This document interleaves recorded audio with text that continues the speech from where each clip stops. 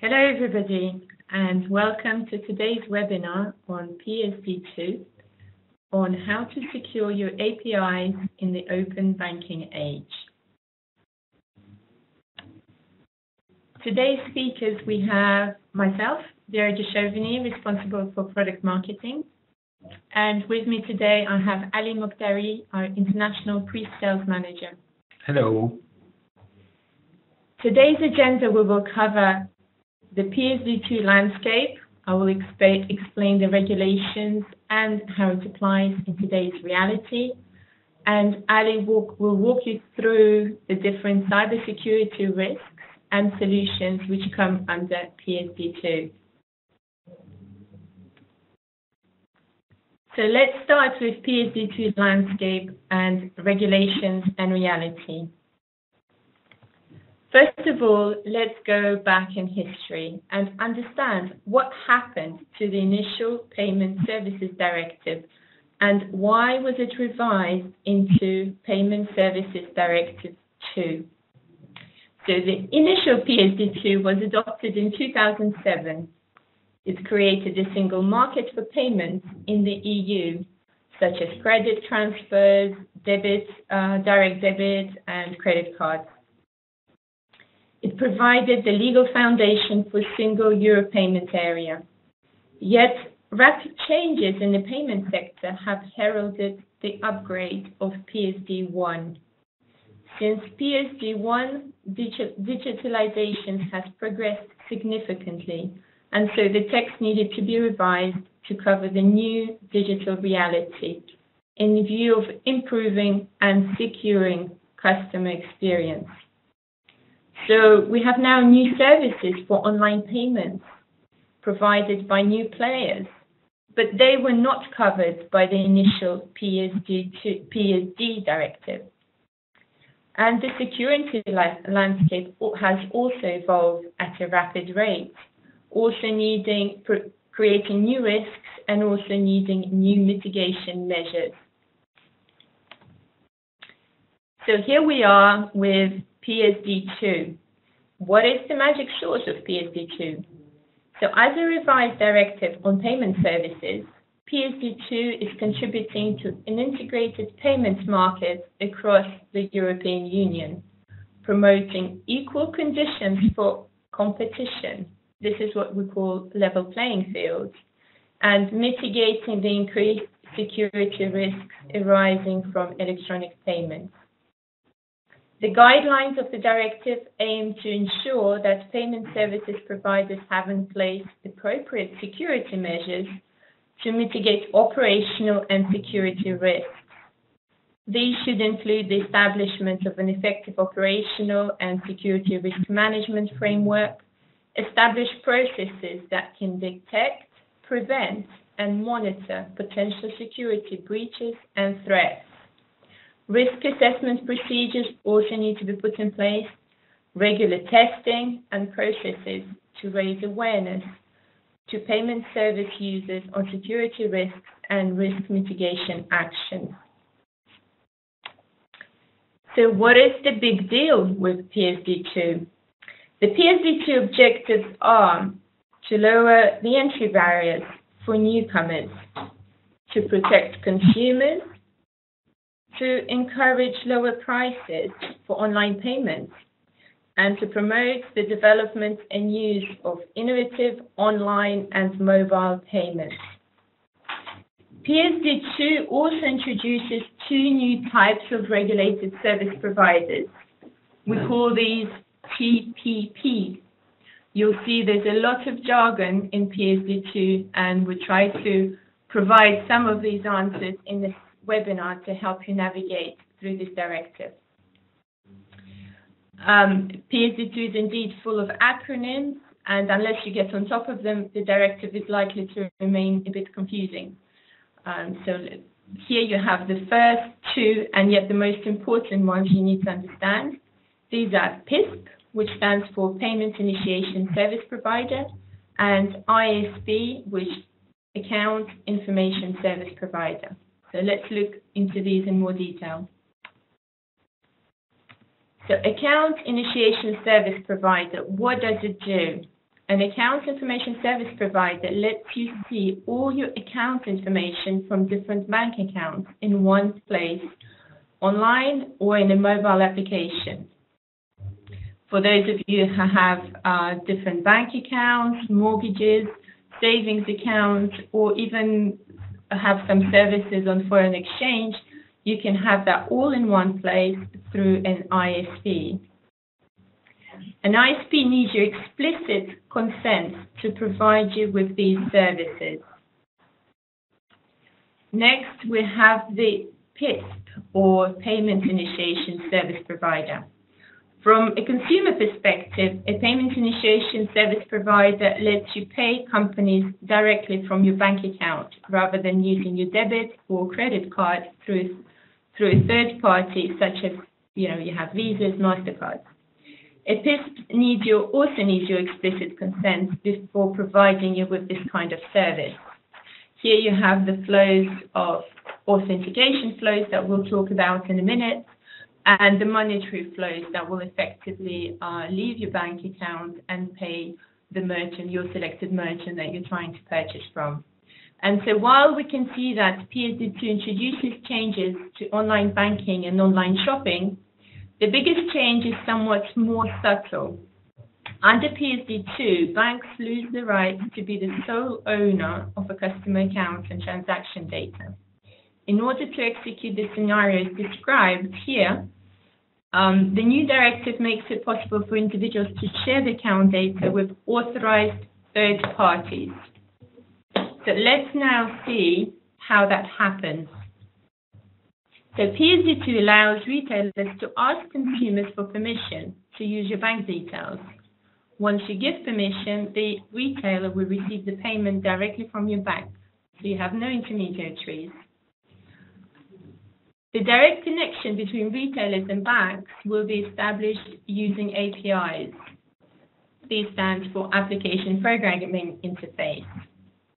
We'll talk about the APIs in a lot more detail, but the use of APIs enables companies to connect to financial institutions.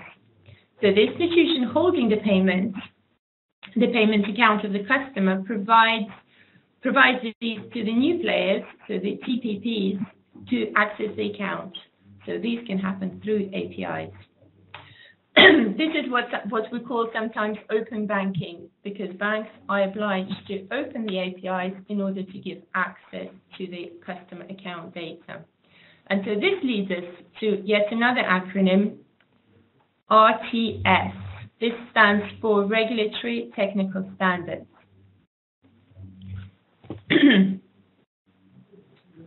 So the European Banking Authority has created guidelines on regulatory technical standards which are required to implement PSD2.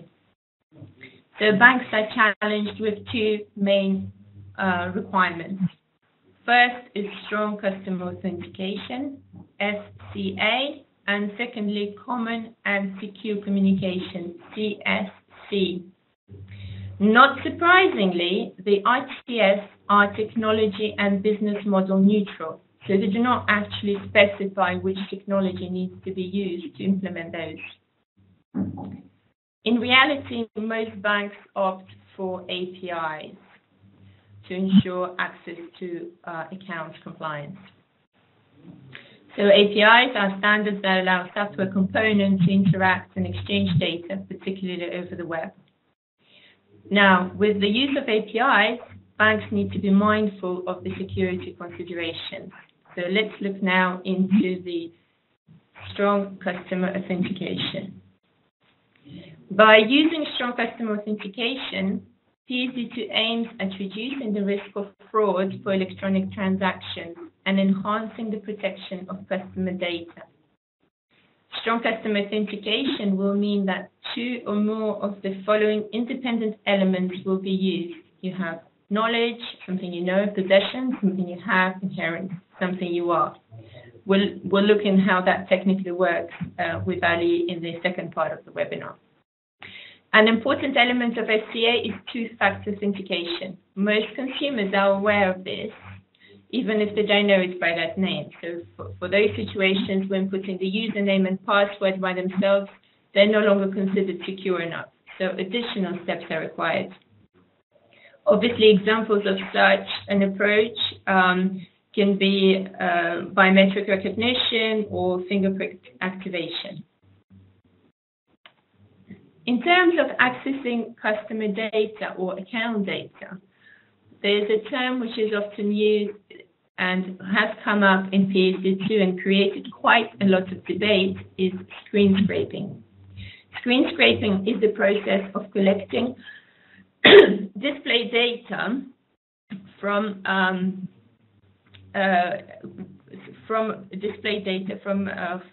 one application. However, with PSD2 and with regards to the communication requirements of ITS, so between ISPs and PISPs and the banks, screen scraping has been outlawed. So screen scraping, which is also sometimes mistakenly called direct access, will no longer be allowed once the transition period has elapsed and RTS applies. The transition period has not yet elapsed. I will talk about the timeline in a minute. And so in a year's time, this will no longer be allowed. But screen scraping as a technique is still in existence today and may be used. Okay, so what about the other alternative or API, so application programming interface, or this is the dedicated interface, which can ensure that the different applications can function together and also ensure that banks are not unfairly restricting access to the TPPs. So TPPs, as we mentioned, third-party providers. And all this is according to the following time frame. So PSD2 was transposed into national law. So as a directive, it had to be transposed into national law on January 13th of this year.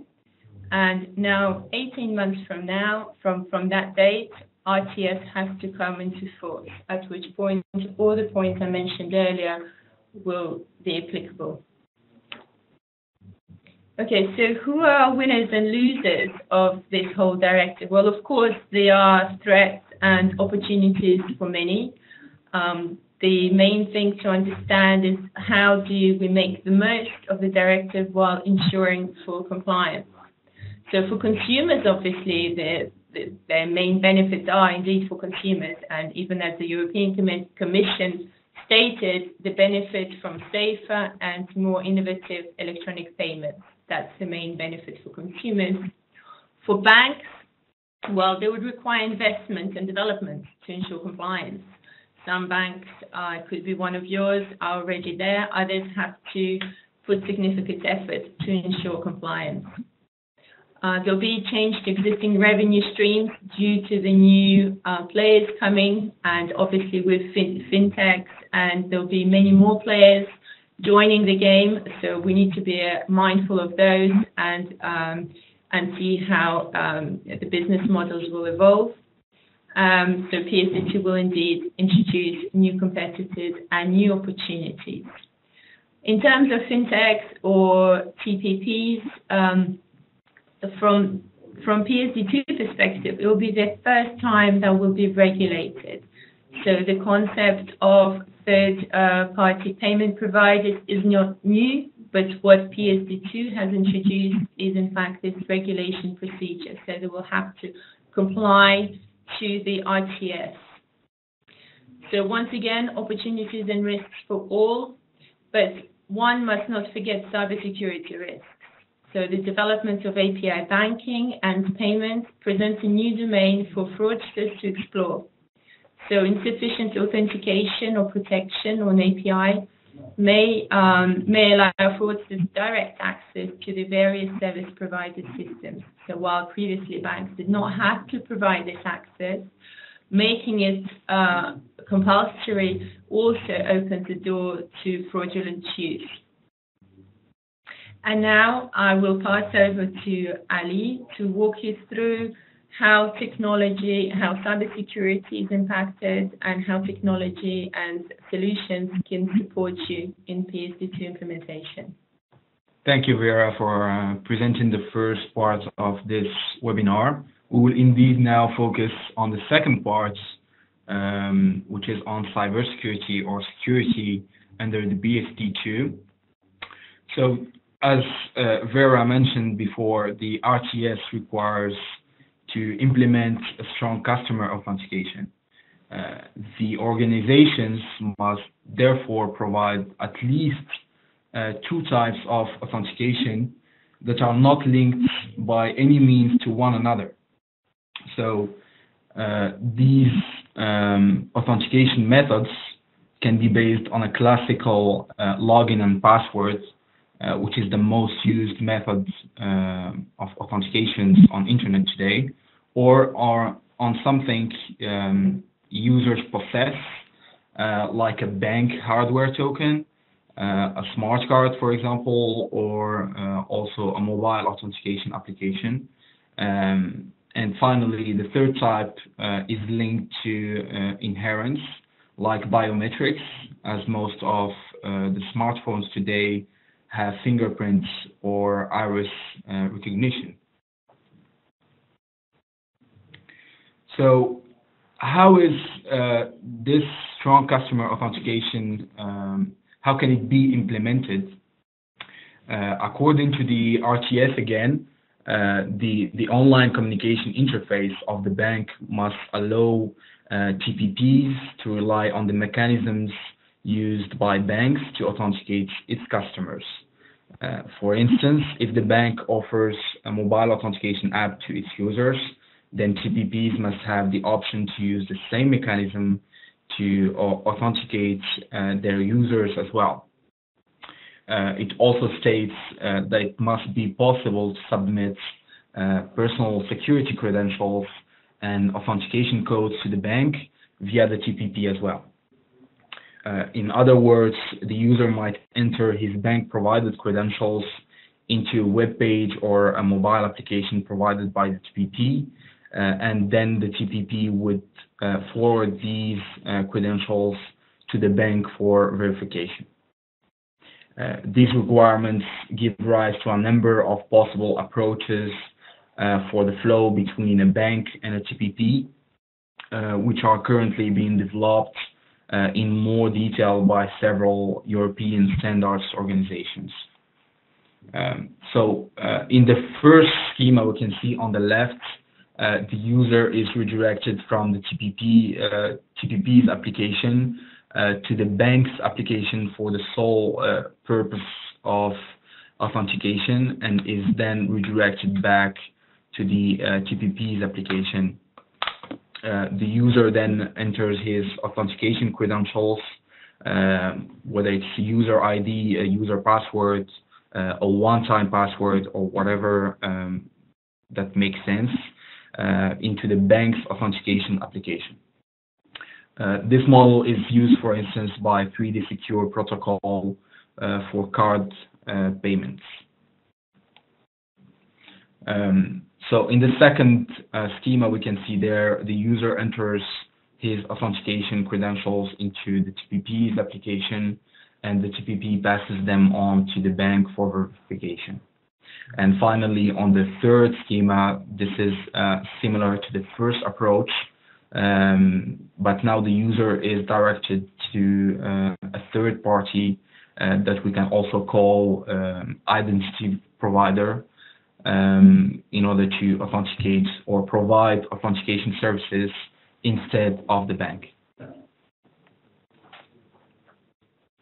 So when can the strong customer authentication be used exactly? PSD2 requires PSPs to apply strong customer authentication when the payer first accesses its payment accounts online, second initiates an electronic payment transaction, and third thing, whenever a user carries out any action through a remote channel that may present risk of payment fraud or other abuses. Additional forms of strong customer authentication might be required for specific use cases and are related to the fact that we need to dynamically link the transaction to a specific amount and to a specific payee at the same time. Now let's move to the common or to the second requirement of the RTS in terms of security that states that we need a common and secure communication in order to make the TPPs communicate with the banks. Here we can see the main threats you have on the APIs. The first one is pretty obvious. Eavesdropping means unauthorized real-time interception of communication, and this happens usually when the traffic is in clear text, for example in HTTP and not in HTTPS. The second main one, and it is very important, the injection vector or the injection attacks that consist in sending hostile data to an interpreter in order to display or get access to sensitive data without proper authorization. The third thing is the session hijacking. We know this word very well, hijacking. So it consists of stealing the session of a user, a valid session, in order to gain an access, again, to sensitive data and services. And last but not least, denial of service, or DDoS, that consists in sending a big amount of requests in order to overload the server or the service and make it unreachable or unavailable. And now we see the risks that we face with these threats and the different business impacts we can have.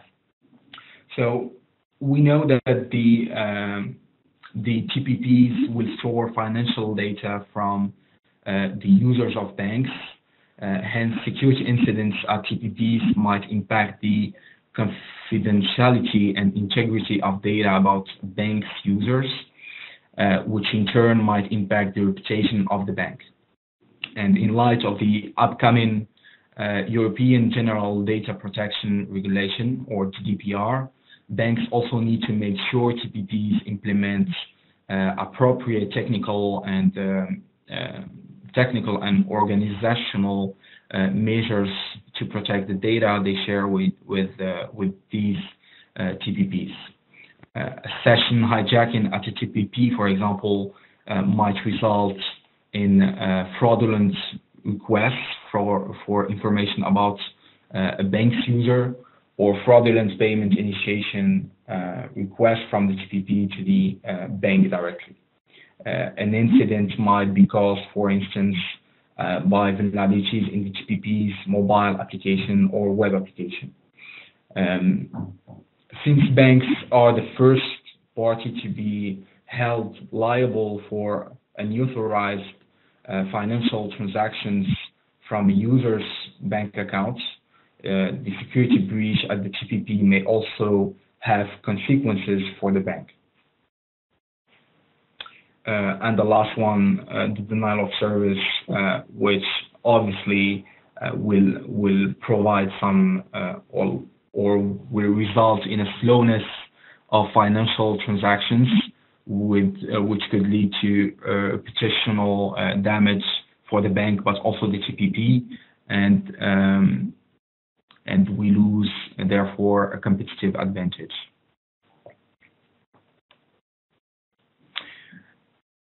So in order to correctly protect those IPIs against the different threats mentioned previously, we do recommend to use the following protection measures.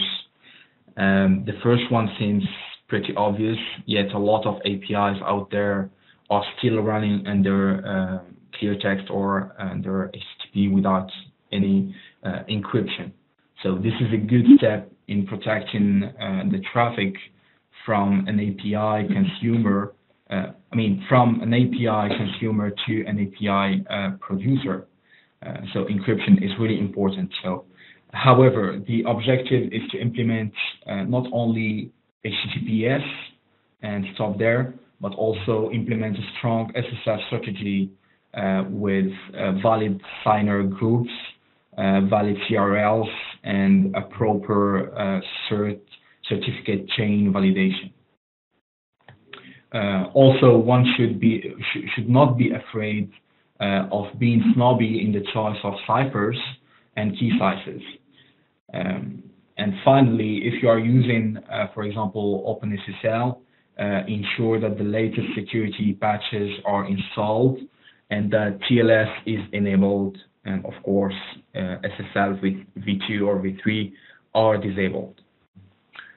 For the data at rest as well, it can also be encrypted using existing security standards such as XML encryptions, JSON web encryption as well, that we call JWE.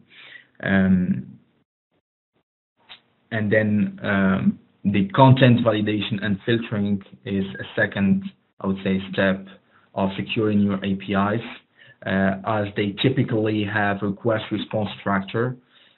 Input is sent in as URL parameters or in the body of the request to the API server. The business processes the business processes execute the functionality based on those inputs.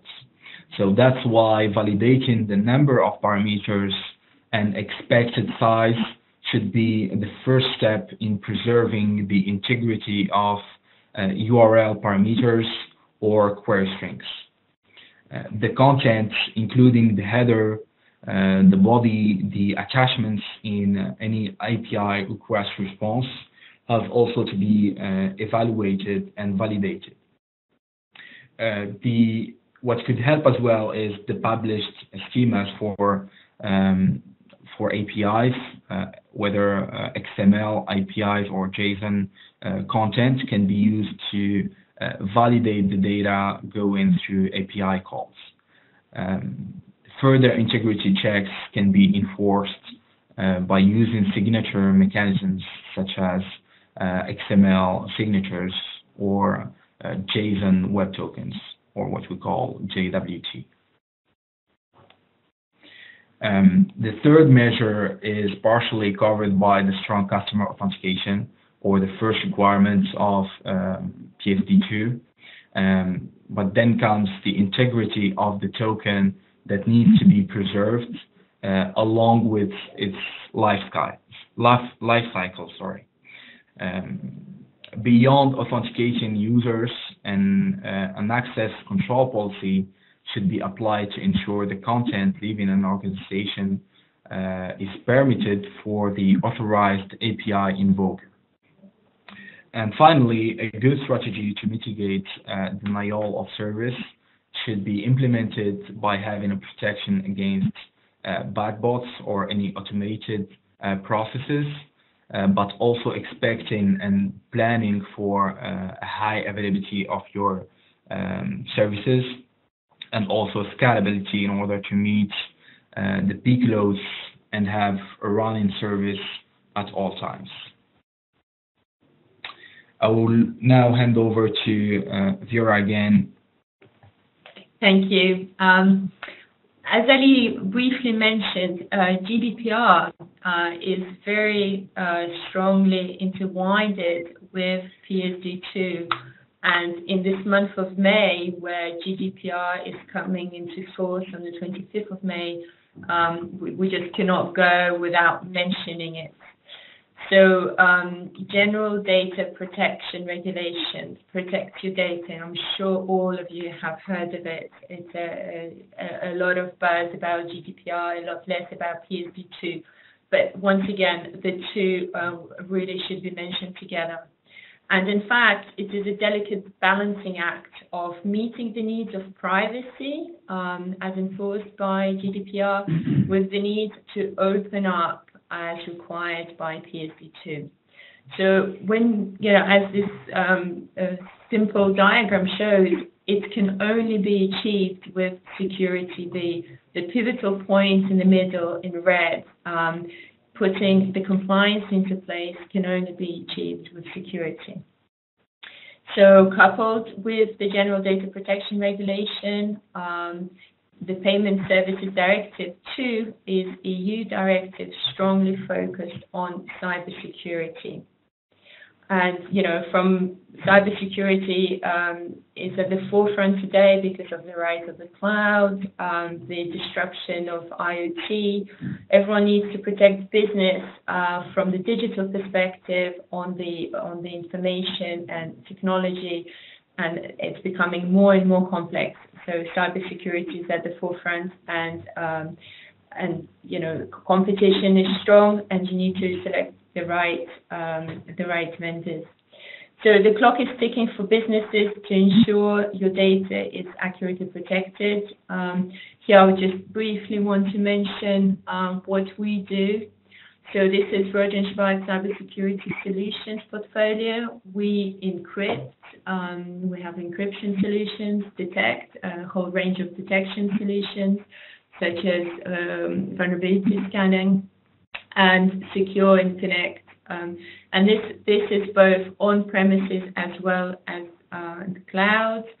And for PSD2 purposes, you have mainly the web services and API security, web access management for strong customer authentication. You also have bot mitigation, which corresponds to the screen scraping we talked about earlier, and DDoS protection. Just briefly about our company, for those of you who may not know us, Rohde & Schwarz Cybersecurity is a privately held, financially strong, and multi-award winning IT security solutions company with over 25 years of experience. We have 11 competency centers in Europe, mainly Germany, France, and Denmark. We're very close to our customers. We have a whole department in R&D, looking into research and development, where scientists and academics also support our development. We support over 500. We have over 500 employees, and 60,000 applications worldwide. Note that most of our customers are in fact in the finance and banking sector, so this is why this topic is so dear to us. And we combine, it's a perfect combination of strong high-tech organization with the mentality of a startup, so we're still very agile and quick to respond. So do not hesitate to reach out to us if you have further questions. And right now, I suggest we open up for any questions and answers we may have on the line. Please feel free to ask. We'll just give a couple of minutes for anyone to put down the questions.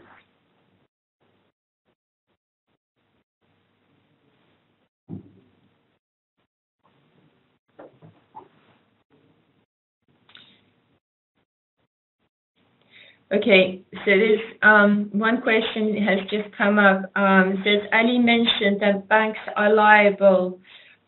What about the PISPs, who in fact would be liable in case of fraudulent payment? Okay, this is a very good question. So the general concept of PSD2 is obviously that the payer is not liable unless he has acted fraudulently or misused his payment tools. So the next actor up would indeed be the PISP or TPPs, as we call them, and they would need to prove that the transaction had followed the correct authentication procedure, which has been properly executed. So if that has been proven, then obviously the next liability up would fall to the bank. So it's a whole chain that needs to be followed up. Thank you for your question. Okay, one other one. I believe there are exemptions for SCA, Secure Customer Authentication, could you please explain? Ali, would you like to? Yeah, I'll take this one. Effectively, there are some exceptions to the strong customer authentication for mainly the low-value transactions, like the contactless transactions as well. So when you go to Americans and you just pay with your card without providing any PIN password or PIN number, it is usually a low-value transaction. This is mainly the exceptions we have. It is also applied to trusted beneficiaries when you would like to transfer some money via bank accounts. Nevertheless, we do need to secure the different processes, either by securing the APIs and having the strong customer authentication, and not try to escape it, even though the RTS is pretty convenient for small amounts transactions. One other question. What are the fines for fraud under PSD2? Okay, so PSD2, there are no defined, unlike GDPR, where there's very strong definition of fraud and related fines. PSD2 does not have the same rules. To the extent that data breach is a security incident and concerns personal data, it would in fact be GDPR that will probably apply in that case. So GDPR rules, you may know, are up to 20 million euro, or 4% of the total annual turnover of the company. So as such, the two, so the directive, PSD2 and GDPR, the regulation, do work together. And in most cases, since it concerns personal data, GDPR would probably overrule PSD2 in case of fraud or data breaches concerning personal data. So GDPR will be applicable in that case.